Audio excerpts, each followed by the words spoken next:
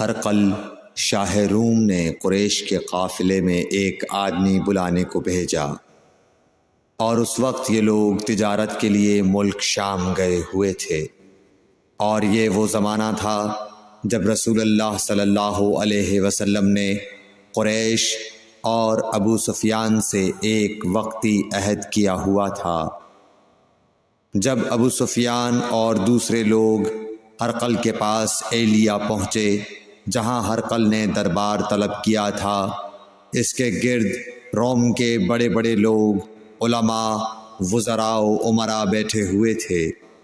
ہرقل نے ان کو اور اپنے ترجمان کو بلوایا، پھر ان سے پوچھا کہ تم میں سے کون شخص مدعی رسالت کا زیادہ قریبی عزیز ہے؟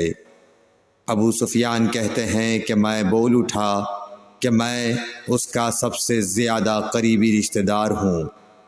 یہ سن کر ہرقل نے حکم دیا کہ اس ابو سفیان کو میرے قریب لا کر بٹھاؤ اور اس کے ساتھیوں کو اس کی پیٹھ کے پیچھے بٹھا دو۔ پھر اپنے ترجمان سے کہا کہ ان لوگوں سے کہہ دو کہ میں ابو سفیان سے اس شخص یعنی محمد صلی اللہ علیہ وسلم کے حالات پوچھتا ہوں، اگر یہ مجھ سے کسی بات میں جھوٹ بول دے تو تم اس کا جھوٹ ظاہر کر دینا۔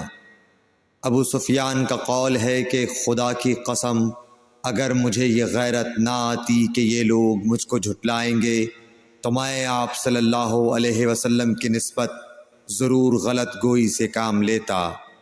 خیر، پہلی بات جو ہرقل نے مجھ سے پوچھی وہ یہ کہ اس شخص کا خاندان تم لوگوں میں کیسا ہے؟ میں نے کہا وہ تو بڑے اونچے عالی نسب والے ہیں۔ کہنے لگا اس سے پہلے بھی کسی نے تم لوگوں میں ایسی بات کہی تھی؟ میں نے کہا نہیں۔ کہنے لگا اچھا اس کے بڑوں میں کوئی بادشاہ ہوا ہے؟ میں نے کہا نہیں۔ پھر اس نے کہا بڑے لوگوں نے اس کی پیروی اختیار کی ہے یا کمزوروں نے؟ میں نے کہا نہیں، کمزوروں نے۔ پھر کہنے لگا اس کے تابعدار روز بڑھتے جاتے ہیں یا کوئی ساتھی پھر بھی جاتا ہے؟ میں نے کہا نہیں۔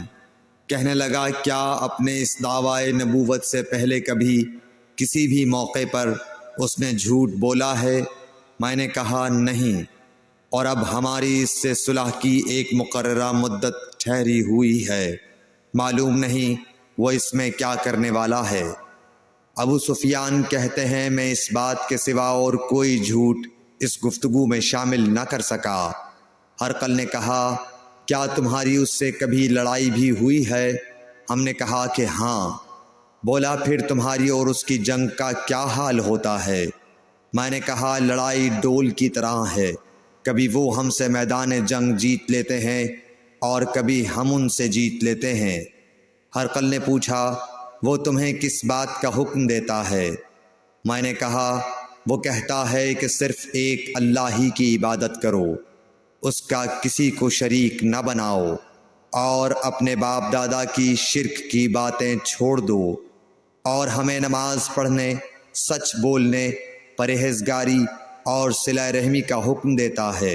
یہ سب سن کر پھر ہرقل نے اپنے ترجمان سے کہا کہ ابو سفیان سے کہہ دے کہ میں نے تم سے اس کا نسب پوچھا تو تم نے کہا کہ وہ ہم سے عالی نسب ہے، اور پیغمبر اپنی قوم میں عالی نسب ہی بھیجے جایا کرتے ہیں۔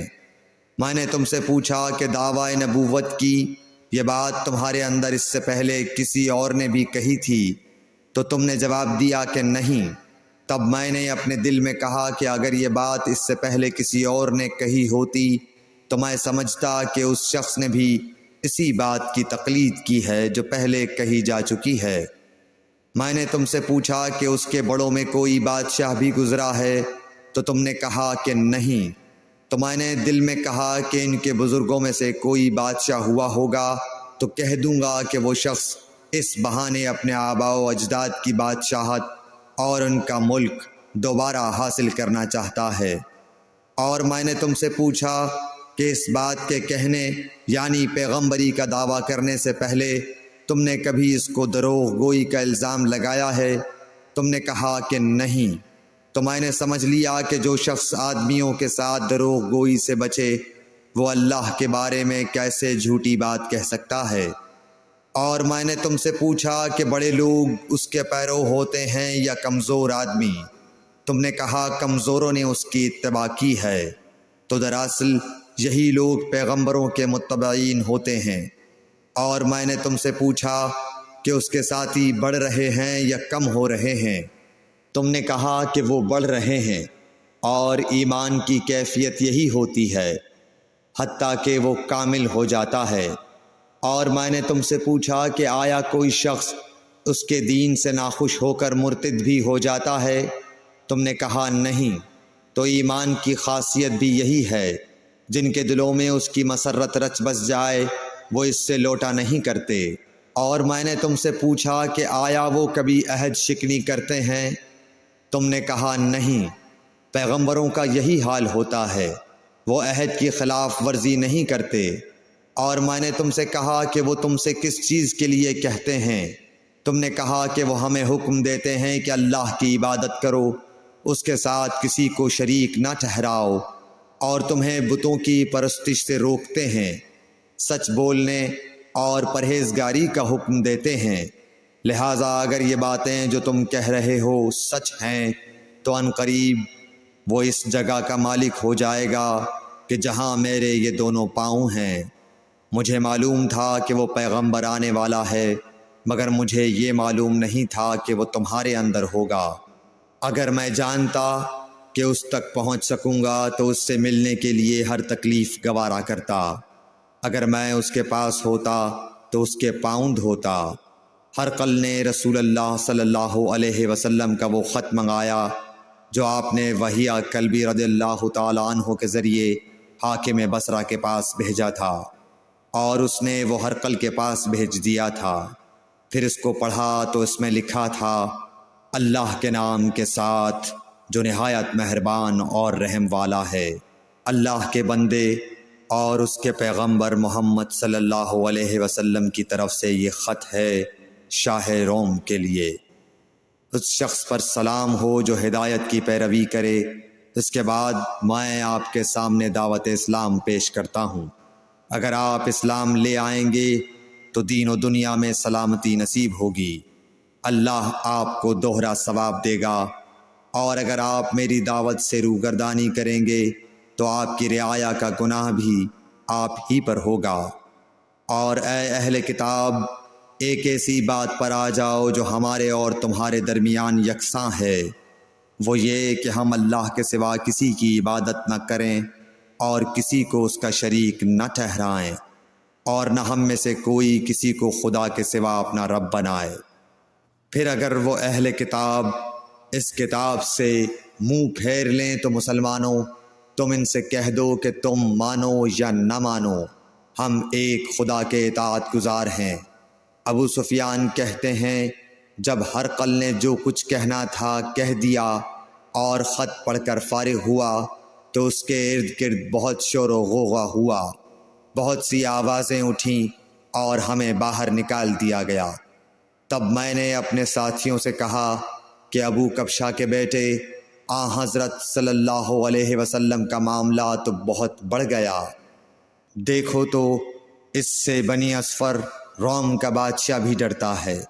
مجھے اس وقت سے اس بات کا یقین ہو گیا کہ حضور صلی اللہ علیہ وسلم عنقریب غالب ہو کر رہیں گے، حتیٰ کہ اللہ نے مجھے مسلمان کر دیا۔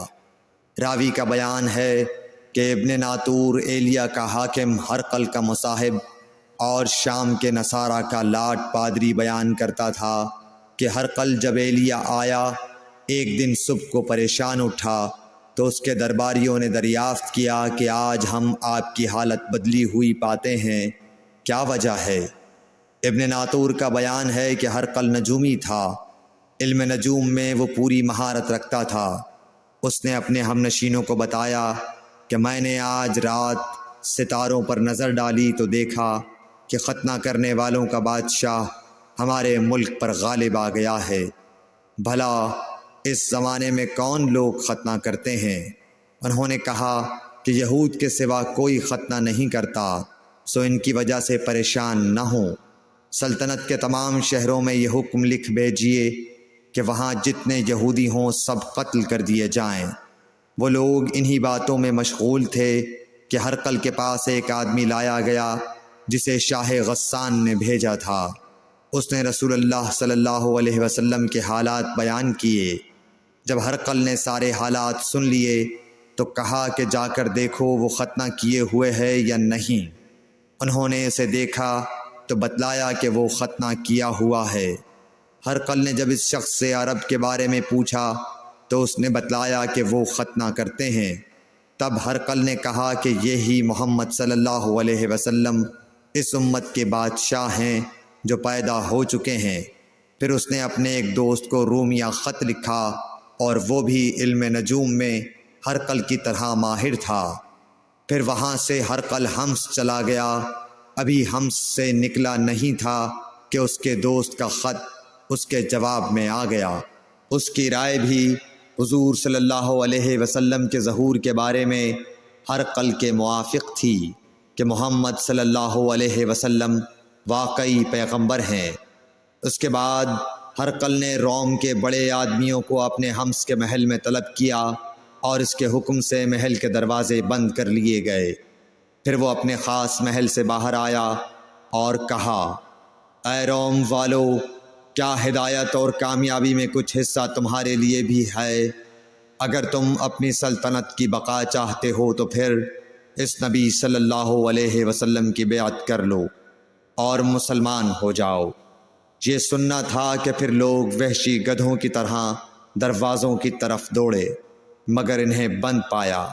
آخر جب ہرقل نے اس بات سے ان کی یہ نفرت دیکھی اور ان کے ایمان لانے سے مایوس ہو گیا تو کہنے لگا کہ ان لوگوں کو میرے پاس لاؤ۔ جب وہ دوبارہ آئے تو اس نے کہا، میں نے جو بات کہی تھی اس سے تمہاری دینی پختگی کی آزمائش مقصود تھی، سو وہ میں نے دیکھ لی۔ تب یہ بات سن کر وہ سب کے سب اس کے سامنے سجدے میں گر پڑے اور اس سے خوش ہو گئے۔